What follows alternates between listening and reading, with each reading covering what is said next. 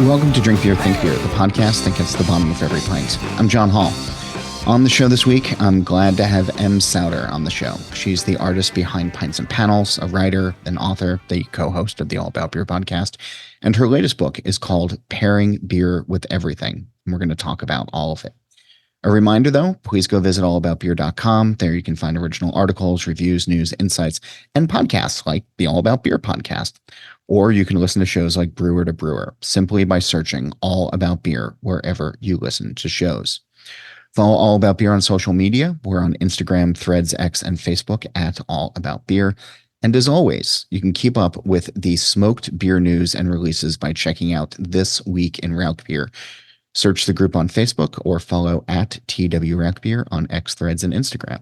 There's limited glassware and apparel left, apparel in the form of Rauch Beer hats. You can find all of that on allaboutbeer.com/merch.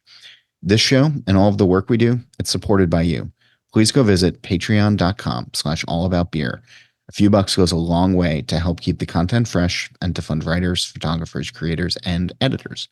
And if you'd like to learn more about advertising on this show, please email info@allaboutbeer.com.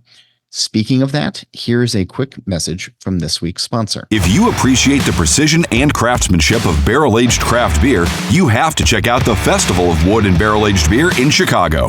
This annual festival and competition promises 350 one-of-a-kind pours from the best barrel-aged brewing programs in the country. Elevate your craft beer experience with bold, uniquely crafted beers across 13 style categories. The Festival of Wood and Barrel-Aged Beer in Chicago takes flight November 22nd and 23rd. Get your tickets at fobab.com, FOBAB.com. Sauter is a artist. She's a writer. She's the co-host of the All About Beer podcast, and she's also the author of several books. Her most recent came out last month, and it's titled Pairing Beer with Everything. It's a collection of suggestions on what beer pairs best with all aspects of life, from food to TV shows, sports teams, even the weather. It's entertaining and hard work to get right. She talks about her process, protecting art, and how to find that perfect pairing. Here's our conversation. Hey, Em, how are you? I'm well, John. How are you? Good. Does beer pair with everything? Yes, that's the title of the book. It's not. I feel like you make it. I feel like you make a compelling beer with case. Everything. It's not a question mark. It should be like an exclamation point. It's a definitive statement. How did you come to realize this? I started doing beer and food pairings because the thing about beer is there's over 100 different like recognized beer styles, and then there's all sorts of anomalies on the top of that. And I was noticing that like you really can pair all foods. And then I think I switched and did weather was the first one I did where, like what would I drink when it's cloudy or what is like a cloudy day. And then I realized that beer can pair with everything. So like I've done beer and hats. I've done beer and sports teams. And it's just, there's a beer for every situation, everything. And I fervently stand by this. All right. It happened by accident, really. I guess that's the answer to your question. That's the best way to get a book, though, is just. Oh, yeah. Yeah. The happy accident. That's, yeah. All right. So I guess let's start with food, because that's where my wheelhouse is a little bit. But in this book, you talk with folks from around the world, and you're getting their insight as to what national dishes or well-recognized dishes might pair with familiar beer styles. When you were putting that all together, and in the US it's regional, but when you were putting that all together, did you notice any common threads that started to emerge with global beer and food? No, the only thing I realize is that everyone follows the same principles of pairing beer, in that matching intensities is important. Certain things are good with other, like salty sweet combos that's a worldwide thing. There were some combos that I'm trying to think of one where I kind of was like, "Are you sure that works?" Because I was going to people who I respected throughout the world, who I knew would do good pairings. And there's foods. I've never been to Paraguay, let's say, but I trusted my friend Chichito, who lives in Paraguay, to come up and teach us about world foods. And I got to learn about all these different cuisines, and some of them sound delicious. Hmm. But it's everyone kind of follows the matching intensities, meat and darker beer, or um, hoppy flavors can accentuate spicy things. So if you like that, that's great. If not, don't do that. Salty sweet, everyone kind of goes by. I don't know if that's because the way that globalization of like certifications work, where that's how they teach it to you, Hmm. or there are beer books like Randy Mosher's Tasting Beer that are really good teaching tools, and that book is available in many languages. So maybe it's that. I think we're all kind of on the same page. I hadn't really noticed any kind of like, oh, everyone's leaning on this particular style.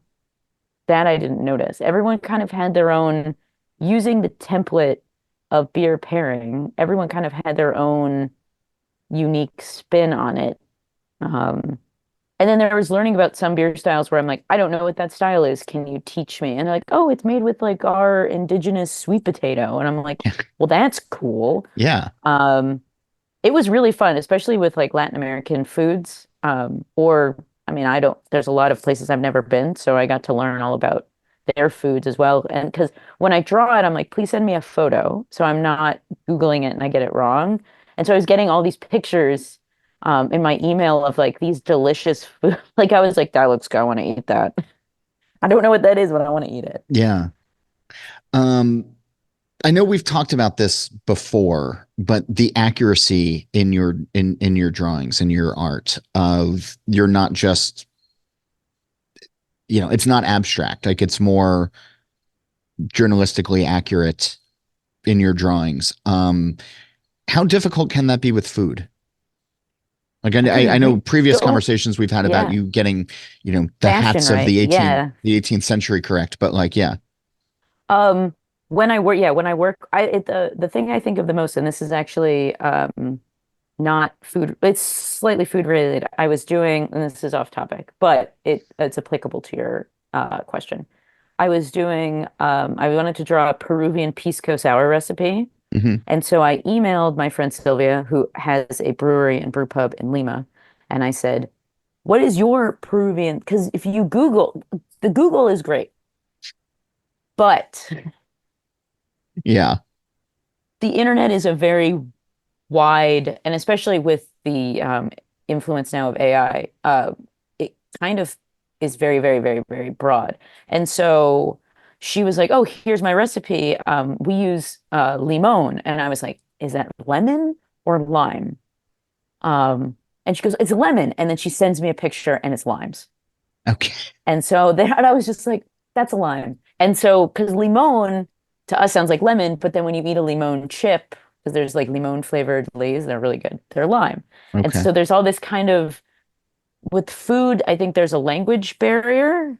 And then there's also like if you Google foods, a million things, like how, in America, we have barbecue Hmm. and like all these different styles of barbecue. And Sure. so, yeah, so I've never been to like Paraguay. I've never been to Peru. And so when I work with people there, I'm like, please send me the pictures because you know what your food looks like. You eat it all the time. I don't. And so I want to make sure that when I draw your food, and then I always send it to them and I go, did I do this right? Right. And You they want the fact approve. check. Yeah. I want the fact check. And then sometimes they're like, hey, can you change it to this? And I'm like, absolutely. Or I missed something. Accuracy with food. Yeah, it's like when I want to make sure that 18th century hat that man is wearing. Oh no, they were taller in the 1840s. Like, does that really matter? Probably not. But I think for food, with something that's important to culture, current culture, is something Hmm. that I want to make sure that I get accurate. So food, and my work is so simple too. So I think that sometimes you can kind of not get away with, but I just want to make sure things are accurate. It's such a sticking point for me when I do something. I want to make sure it's 100% right because man, beer and there's so much misinformation. It drives me nuts. What's a good example of that? There's a lot of IPA mis today my post on my social media is uh are all lagers pilsners? And a lot of like when you buy a Miller Lite, and I'm a big Miller Lite fan, it says a fine Pilsner beer. Yes. Miller Lite ain't Pilsner. That's not a Pilsner. That's an American light lager. And then what's the difference? And so does it matter? And I want to make sure that people know that Pilsner means this. It doesn't mean all, a lot of people take it as all golden lagers, and that's not accurate in my mind. So I think there's that. I guess the main thing is like, does it really matter though? Yeah. I would say yes, because a German Pilsner and Miller Lite are completely different beer styles. So, and I want to make sure when people are learning about beer, and then there's a lot of history. Beer history is fraught. It's so weird how, and I think we've talked about this before, how even modern beer history is no one writes anything down. Like, do they not like what like the one I think of a lot is like who invented the New England IPA? And like you should know who does, but everyone's like, oh, it's Hetty Topper. No, that's like kind of the not I don't know. I'm ranting. Okay. And it's not pickled in my book. So All right. So sorry, I just yeah. teed you up there. All right. So I get it with food Hmm. of because those are tangible things. Yeah. When you started to get into weather and then TV shows and books and movies and everything else under the sun that's in this book, where are the challenges that arise with pairing, I don't know, something that can be insanely personal to one person in one way and then completely different to somebody in another way? Absolutely. Yeah. So what I do in the beginning of the book is I talk about like what I call conceptual pairings. Hmm.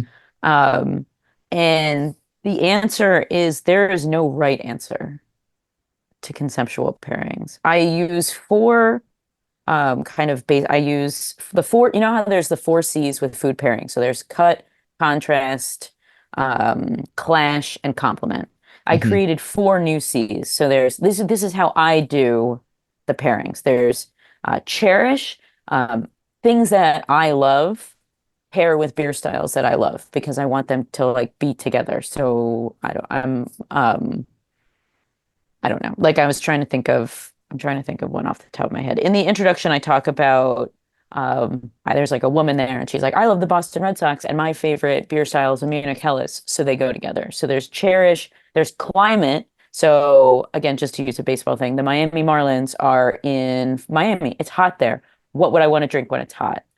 Um, oh my gosh, see, I should really have my book out when we talk about it. This is so, what are the other two? Hold on. I Here we go. Really should like have the book at the ready when I talk about it. That would be helpful. Coolness is one. So like how Sorry, popular coolness. coolness, so like what's cool? Like not cool as in temperature, cool as in like Oh, like how hip. popular something is. So like Yeah. a beloved What's movie. got Riz? Yeah, that's what the kids say. You know what? Yeah. So a beloved film, let's say, would pair with a very popular beer style like a hazy IPA. Or and then color. So dark, like rain clouds are dark. So you would pair with a dark beer, stuff like that. Okay. Um, those are kind of the four. My in the book, I basically say go with your gut, and so like John, what would you pair with fog? I mean, the first thing that immediately came to mind, but its word association would be barley wine because of Old Foghorn from Anchor. See, Um, see, there you go. You just did it. okay. That's the right answer. Is it? Okay. Go with your gut, enjoy the process. Like Okay. let's pair together The point is go with your gut. And you came up with the correct answer. Okay. There's no like right or like if you know my process when you read the book, you're like, oh, that's why she chose XYZ. But I want you to do like, what would you pair? The book is about thinking about what would you do that's either like mine or different. And that's the fun thing. It's enjoying the process of pairing beer with everything. There are really no right or wrong answers, except with food pairings. I mean, Hmm. like you wouldn't want to pair sushi with an imperial stout, because there's like matching intensities and stuff, which I talk about in the book. Yeah. But for conceptual pairings, it really is just it's a fun exercise in what would you do? And then I So, give you my examples, right. and then I go, what do you think about it? And so I guess that's the big thing, right? Because you scroll through your various social media feeds and it's often filled with people telling you how wrong you are. Yes, I don't do that. That's not that's very that would be very off-brand for pints and panels, Yeah. especially for pairings. Food wise, Yeah. that's different. But I think for stuff like this, like, no, it's all about having fun. Yeah. Beer's fun. But I guess what I'm trying to say is that like sometimes there are people who are posting on your walls or on your posts or something where they just want to get argumentative and they have their own ideas of things and they just kind of want to fight. And they are And free to express those, but I'm not going to engage no, in know arguing. you don't engage, but it does it show either is it just because people are passionate or because the internet's terrible, do you think? Both. Okay. I think both. I mean, people have very strong opinions, especially about beer, and that's great. And they are more than welcome to express those opinions. Um, if it's a calm and reasonable opinion. I've had some really like people just like they want to argue, and I'm like I'm just this is my page. Here are my things. What do you think? Am I wrong? If I'm wrong, great. Okay, that's your opinion. Yeah. Um, but the internet can be it's a it's a wild place. Make sure you're getting your notice. Like again, make sure you're getting your where you're learning, especially about beer from a reputable source and not I mean, look at the AI. I did a post about AI and I corrected and I'm working on the IPA one. Working on that IPA one. I'm gonna have Pete Brown edit it. Um, He it's knows a thing or two about the style. yeah, I feel like he's a trustworthy gentleman. And it's just like it's who has the highest SEO, and that's where AI pulls from. And just because you can like manipulate the back end well doesn't mean you're correct. And so people have to remember when they're reading on the internet, like where their info is coming from, or in just in general, not just beer, in life. Can, can Where are you getting your info from? and can we talk about the impact that you're seeing AI have on art? Oh, yeah, yes, if you want. If you want. Yeah, Every we artist can is open gonna up have noon the beers now. same. Yeah. Yeah, yeah. Every artist has I think, um, a very strong opinion about AI, in that, this is our lively. I mean, AI can take a lot of jobs and it can take a lot of jobs of artists. And I'm not at that point where I can plug into something and it draws what I do. But that day may come and then it's going to spit out these there's a really good New York Times article about this, about AI art. And I'm totally blanking on who wrote it. And it is so like cool. My work is being used now to make alt-right memes. And it looks like I drew it. Hmm. Crap. What am I going to, when you have a style That that's is instantly very, recognizable. Yeah. yes, which a lot of people, and fun, there's a lot of artists who have similar styles of me, and then people will tag me in it, like I drew it. And I'm like, no, no, I didn't draw that. Um, that's super scary, where like your work is being co-opted by a very dark force and you have no control over it. Yeah. And the internet is basically scraping intellectual property that you own and that is yours and using it without your permission. I mean, there's all these weird when you sign up for Facebook and Instagram and you put your art out on it, you basically are like, yeah, yeah, sure, take it. So it's very gray. It's not, it's as Pints and Panels grows, it Hmm. is something that I am very concerned about. So yeah, I don't like it. Well, AI so can be good for certain things, yeah. but So yeah. how can readers or viewers or fans who appreciate your original content and your original thoughts, are there ways that the art community is asking for the fans to be vigilant or to push back? Mm. Um, yeah, I mean, I don't really, there's no, I'm sure there's a more unified, I kind of always feel like I'm outside the cartooning and art space. There's like cartoonists are here and I'm kind of outside of that um world, even though I am a cartoonist. Yeah, But there's got to be, I mean, a there must be, I professional mean, one at that. Yeah. yeah, a lot of, I mean, a lot of my classmates from art school kind of, we're all freaked out about it, but there hasn't been any kind of, I mean, there probably is, but nothing that I know about. So Hmm. just, I mean, when you're looking at Pints and Panels work, make sure that, where'd you get it from? Where'd you get your art from? I mean, a lot of people share things on Facebook and whatnot. For the love of God, if you share something, don't clip the artist's signature. Yeah. Um, that happens a fair amount to me, and I have to go in and be like, you need to repost that. Like, don't make sure to give the person credit when you share something that you really love, that you're like, wow, this person did a great job. Make sure to tag that person. Make sure to thank someone. Just be like, when you see something that you really like, even art or just in life, tell that person you really liked what they did. People like that. And I'm Yeah. not just saying, tell me that you like my stuff. That's not what I'm saying. Um, when you read a really good article, and there's a comment section, comment that you really liked that article. Um, it's really helpful. People don't know if they're doing, some people don't know if they're doing a good job.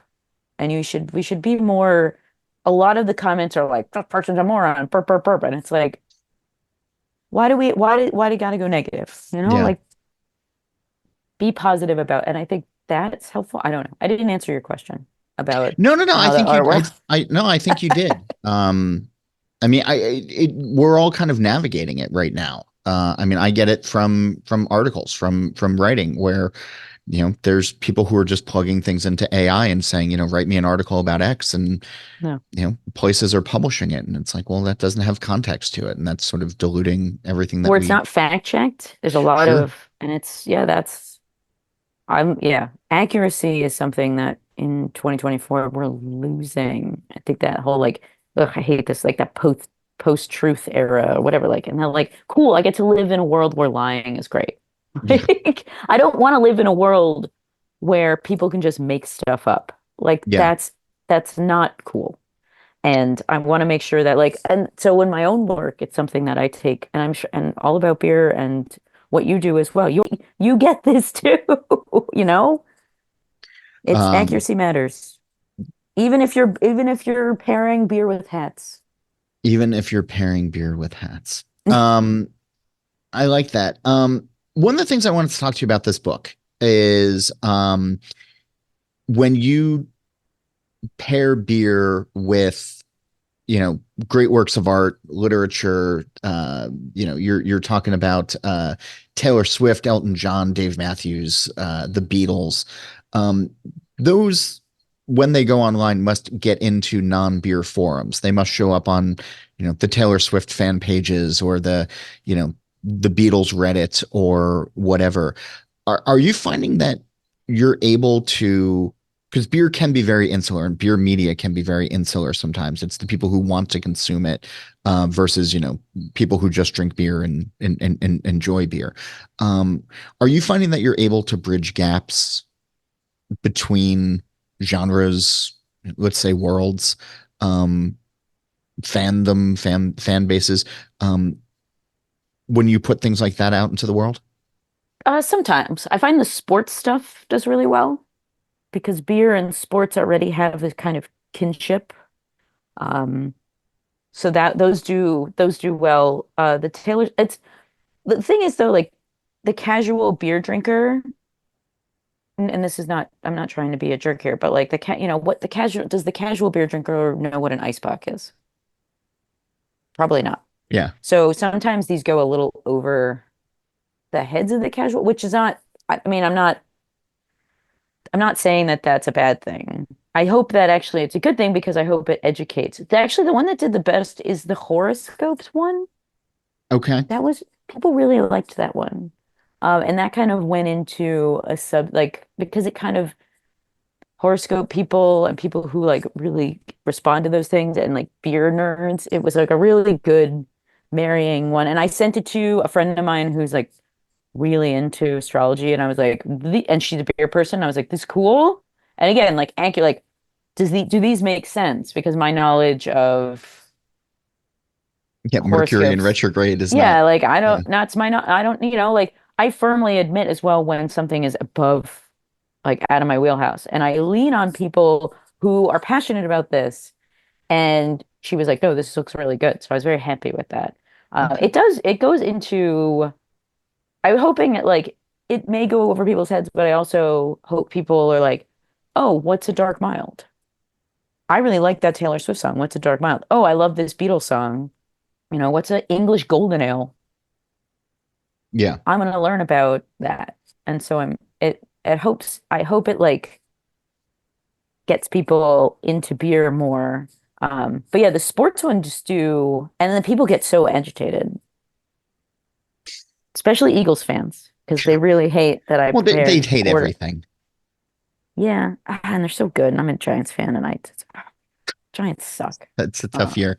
It's a tough year to be a it's Giants fan. been a tough year A since like tough decade. Yeah, 2016. I was gonna say. Tough decade. Yeah, Yes. when the only thing you had to be excited about was Tommy Cutlets. Tommy It's Cutlets he was so tri-state area. It made me so, because I'm from the tri-state area, and they were like, oh, I know that guy. I know that guy's family. Like, not personally, really, but like people like him. I have met that family multiple times. yeah, I know, and it's just like, like it was a brief glimmer, and the Giants did pretty well. And then this year, it's like, I, okay. I don't know. Anyway, we can talk about. I mean, we should. Yeah, sports Um, and beer are those are really great ones. Especially I we do there is a girl in California, Anya. She does my NCAA March Madness pairings every year, and then okay, I draw them because I don't know anything about March Madness. And sure. it's fun. This book was fun because it's very it's collaborative. I get to There's a lot work. of fun names throughout this. This isn't just you. Yeah, Like you are, it sort of harkens back to your beer is for everyone.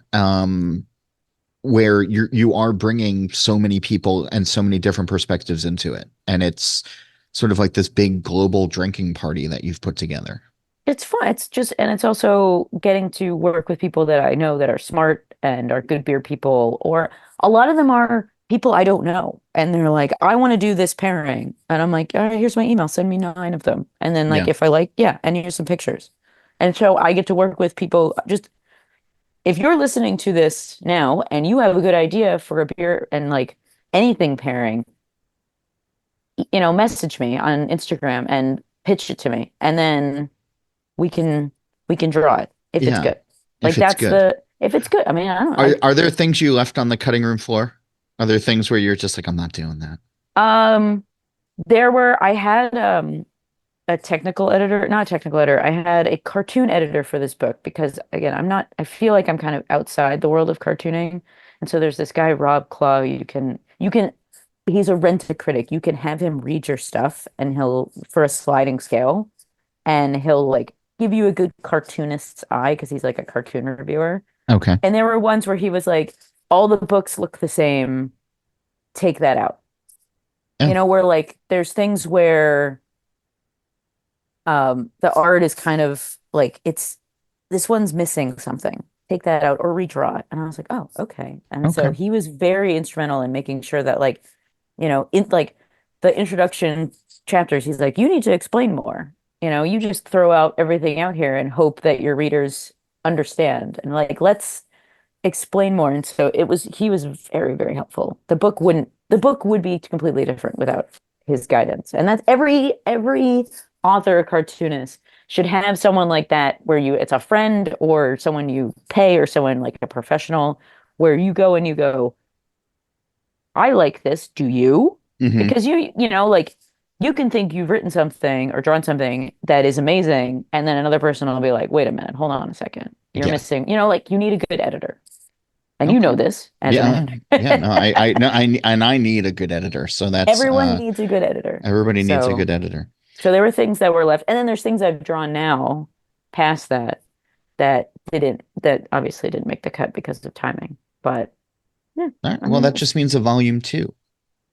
Oh, there will be a volume 2. Okay. For sure. I've Beer and Sharks, drawing that right now. I just did Beer and It's Always Sunny in Philadelphia. Okay. Yeah, so there's tons of different shows, and people will be like, what about this show? And I'm like, oh, I've never heard. And so I'll get to like watch shows and like then people always have ideas, and I like that about this, everyone has an idea, and when you do conceptual, their ideas are all valid. Okay. It's fun. Beer's fun, right, John? Beer is fun. It can be. And apparently beer pairs with everything. And that is the name of the new book, Pairing Beer with Everything. You're going to be out and about. People can go onto your websites, pintsandpanels.com, where they can buy this. And I imagine that you would sign copies for them before they go out. You do get a signed copy. A signed copy is important.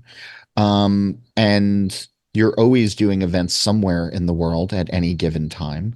So follow Em on all of her social medias, which is just at Pints and Panels. And there's pintsandpanels.com/event. There's an events tab. So if you want to see where I'm going, you can click that. Yeah, but this is a fun book, and I know you've been working on this for a while, and I'm glad it's out, and I'm glad you were available in your busy schedule to talk to me.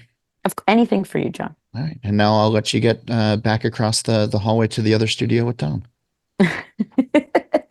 Sounds good.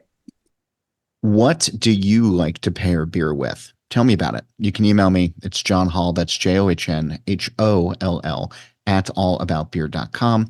Don't forget, get a copy of Em's book today. And you can also listen to her anytime and Dantes on the All About Beer podcast. New episodes of that show release every 2 weeks. A reminder, go visit allaboutbeer.com. There you can check out the podcast page, the merch page, and read great new content, as well as the archives going back to 1979. Follow All About Beer on social media at All About Beer. And if you're interested in supporting journalism in the beer space, email us at info@allaboutbeer.com or go to patreon.com/allaboutbeer.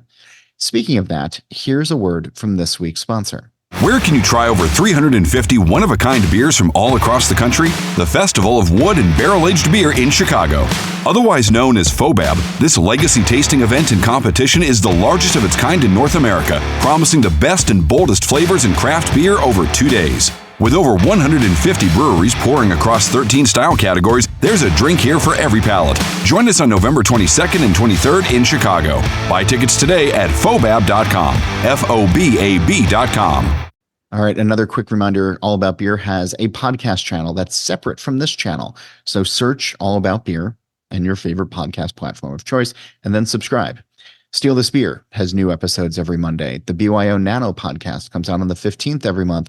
And check out probrewer.com each week for original articles from the All About Beer team. As for this show, Nate Schweber does our music, Jeff Quinn designed our logo, and I'm John Holl. New episodes release every Wednesday, and that's when I'll be back again to drink beer